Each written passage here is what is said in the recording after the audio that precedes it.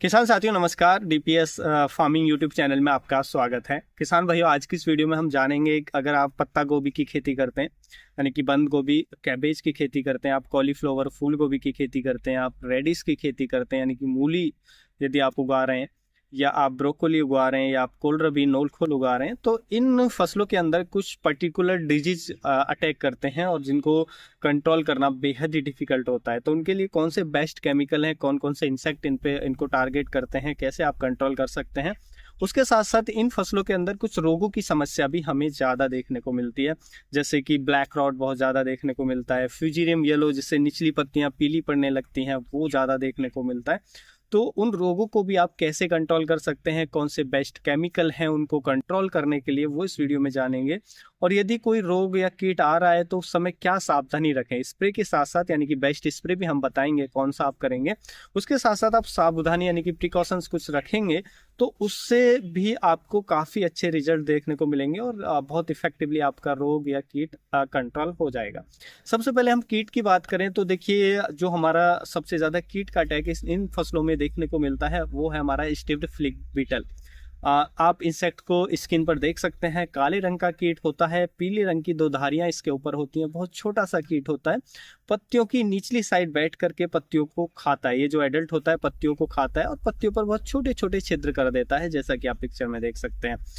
और ये क्या काम करता है, अंडे देता है जमीन के पास, वहां से अंडों से हैचिंग होकर लार्वा निकलता है और ये लार्वा जड़ों को नुकसान पहुंचाता है। ज्यादातर इस लार्वे का जो अटैक है, जो जड़ों को नुकसान पहुंचाता है, मूली के अंदर बहुत ज्यादा देखने को मिलता है। मूली को खा करके मूली की टेढ़ी मेढ़ी लाइनें बना देता है मूली के अंदर। तो लार्वा का अटैक मूली की फसल में बहुत ज्यादा होता है, एडल्ट का भी बहुत ज्यादा होता है। हालांकि बंद गोभी के पत्तों पर भी नीचे की तरफ ये कट करके खाता है, जिससे वहां पे क्या है, पीलापन आने लगता है पत्तों में। और इंसेक्ट के साथ साथ जब इंसेक्ट पत्तों को डैमेज कर देता है तो रोग के वहां से फैलने के चांस भी बढ़ जाते हैं। तो इसलिए इसको कंट्रोल करना जरूरी होता है। देखिए, इसको कंट्रोल करने के लिए किसान भाई बहुत सारे केमिकल उपयोग करते हैं, लेकिन जो केमिकल इस पे बहुत इफेक्टिवली काम करते हैं उसमें एक आता है हमारा कोराजन। कोराजन इस पे बहुत इफेक्टिवली काम करता है। कोराजन अगर आप इसको स्प्रे करें, जो कोराजन होना चाहिए वो असली होना चाहिए, क्योंकि डुप्लीकेट मार्केट में बहुत ज़्यादा मिल रहे हैं। तो ये आपको कोराजन अगर आप ले रहे हैं तो बिल के साथ ही आपको लेना है, पक्का बिल यानी कि जीएसटी बिल के साथ आपको लेना है। तो वो आप यूज करेंगे तो बहुत अच्छा रिजल्ट देखने को मिलता है, बहुत इफेक्टिवली कंट्रोल होता है। देखिए, हमने देखा है कि हम अगर जैसे सस्ते टेक्निकल हैं, प्रोफेनोफोस, साइपरमेथ्रिन, ये जो सस्ती दवाइयां हैं, इनका अगर हम स्प्रे करते हैं तो ये कंट्रोल तो होता है, लेकिन बहुत शॉर्ट ड्यूरेशन के लिए। आपको लगेगा 3-4 दिन के लिए बस वो थोड़ा कम हुआ, लेकिन फिर उसकी तादाद बढ़ने लगती है, तो पूरी तरह हम कंट्रोल नहीं पा सकते हैं। उसके लिए फिर हमें महंगी दवाइयाँ, कोराजन आप ले सकते हैं, सिंजेंटा का सिमोडिस आता है, एक्सपेंसिव आता है लेकिन अच्छा काम करता है, आप वो यूज कर सकते हैं स्प्रे में। तो बहुत इफेक्टिवली और लॉन्ग ड्यूरेशन तक कंट्रोल दे देता है, तो बहुत अच्छा रहता है मूली की फसल के अंदर स्प्रे के लिए।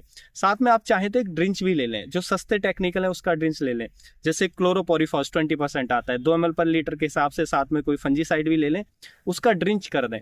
तो ड्रिंच करने से जो लार्वा है, एग है, वो नष्ट हो जाएगा, स्प्रे करने से एडल्ट नष्ट हो जाएगा, तो जिससे बहुत अच्छा कंट्रोल देखने को मिलता है। अगर मूली में आप ये करेंगे शुरुआत स्टेज में, जैसे ही दिखाई दे तुरंत आप स्प्रे और ड्रिंच लेना शुरू कर देंगे तो मूली आपकी एकदम फ्रेश रहेगी और ये कीट का अटैक नहीं होगा। इसी तरीके से बंद गोभी, पत्ता गोभी में भी इस कीट का अटैक नहीं होगा, केवल उसमें तो हम इस स्प्रे ही कर देंगे तो ही वो कंट्रोल हो जाएगा।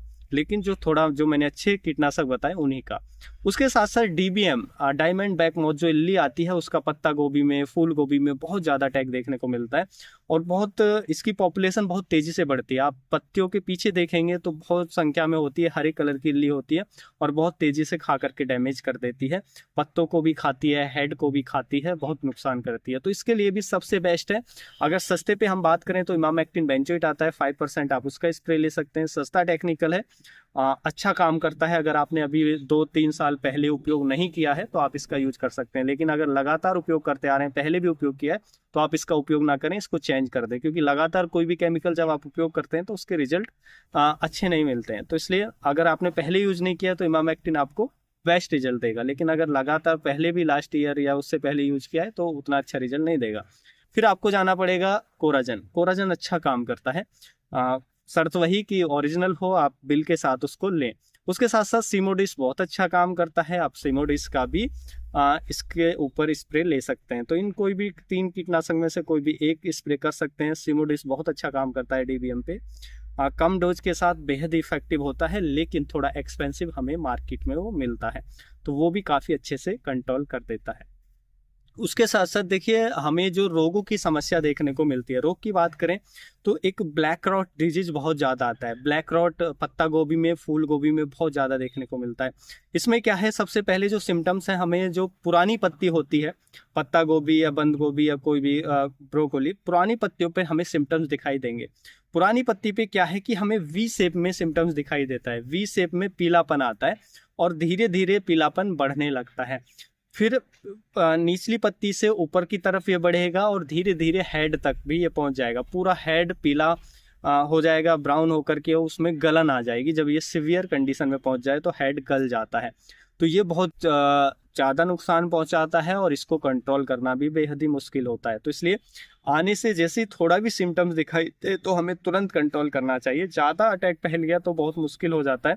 ये एक बैक्टीरियल डिजीज होता है, बैक्टीरिया के कारण ये फैलता है। तो सॉइल बॉर्न डिजीज होता है। तो सबसे पहले हमें क्या करना है कि इसको कंट्रोल करने के लिए कि मॉइस्चर को कंट्रोल करना है। यदि नमी ज़्यादा है पहले से तो कंट्रोल करना मुश्किल होगा, तो इसलिए नमी को पहले थोड़ा कंट्रोल करें। उसके बाद हमें ड्रिंच ले लेना चाहिए। ड्रिंच आप जैसे हमारा स्टेप्टोसाइक्लिन बैन हो गया है वो आप नहीं ले सकते, लेकिन आप कॉपर का ड्रिंच ले सकते हैं। कॉपर ऑक्सीक्लोराइड 50% आता है, उसका आप ड्रिंच ले सकते हैं। ड्रिंच के साथ साथ कोई कीटनाशक भी आप उसमें ऐड करके ड्रिंच कर दीजिए तो आपको कंट्रोल मिलेगा। और साथ में स्प्रे भी लेना पड़ेगा। स्प्रे में आप यूज कर सकते हैं, कोनिका आता है हमारा। 2 टेक्निकल होते हैं, वो सिस्टेमिक कॉन्टैक्ट दोनों एक्शन से काम करता है। बैक्टीरियल डिजीज को बहुत अच्छा से कंट्रोल करता है। तो ब्लैक रॉट पे बहुत अच्छा काम करता है कोनिका, तो आप उसका स्प्रे आप कर दीजिए अपनी फसल पे। और 7 दिन के अंदर से समस्या ज़्यादा है तो 2 स्प्रे रिपीट कर दीजिए, बहुत अच्छे से कंट्रोल हो जाता है। तो इस तरीके से आप कंट्रोल कर सकते हैं अगर ब्लैक रॉट की समस्या है या इंसेक्ट की समस्या है। अब आपको यहाँ पे 2 चीज़ों का ध्यान रखना है कि अगर ये कोई भी रोग या कीट आपकी फसल में है, पहली चीज़ कि आपको नमी को थोड़ा कंट्रोल करना है उतने समय के लिए जब तक हमारा कीट या रोग कंट्रोल ना हो, क्योंकि नमी ज़्यादा होने से भी रोग कीट ज़्यादा बढ़ता है। क्योंकि ग्रोथ तेज़ी से आती है तो कीट भी ज़्यादा बढ़ेगा, रोग भी ज़्यादा बढ़ेगा। और रोग क्योंकि ये ज़्यादा मॉइस्चर होने से जो बैक्टीरियल इन्फेक्शन ये ज़्यादा बढ़ता है, तो उससे फिर समस्या ज़्यादा बढ़ेगी। उसके साथ साथ जो नाइट्रोजन अगर आप दे रहे हैं तो उसको स्टॉप कर दें, नाइट्रोजन ना दें। नाइट्रोजन रोग या कीट कंट्रोल कर होने के बाद ही दे, क्योंकि अगर नाइट्रोजन दे देते हैं तो भी जो कीट है बहुत तेजी से अटैक करता है, कीट को कंट्रोल करना मुश्किल होता है। उसी तरीके से रोग को कंट्रोल करना भी बेहद ही मुश्किल होगा। तो इसलिए ज़रूरी है कि अगर ये रोग या कीट आपकी फसल में है, ब्लैक रॉट की समस्या है, डीबीएम की समस्या है या कोई भी कीट है, तो पहले हमें नाइट्रोजन को कम करके देना है और नमी को थोड़ा कंट्रोल करना है तब तक के लिए जब तक ये कंट्रोल नहीं होते हैं। उसके बाद स्प्रे ले लीजिए, अच्छे से आपको इन रोगों पे, कीटों पे अच्छे से कंट्रोल देखने को मिल जाएगा। और जो मैंने फसलें बताई इनको आप सुरक्षित रख सकते हैं, क्योंकि इन्हीं फसलों के अंदर इनका अटैक बहुत ज़्यादा देखने को मिलता है। उम्मीद है किसान भाइयों जो आज की जानकारी है आपको अच्छी लगी होगी। जानकारी अच्छी लगी तो वीडियो को लाइक करें, ज़्यादा से ज़्यादा फार्मर के साथ इसे शेयर करें। फिर मिलेंगे हम आपको एक और नई वीडियो में नई जानकारी के साथ। तब तक के लिए आप अपना ख्याल रखें। धन्यवाद।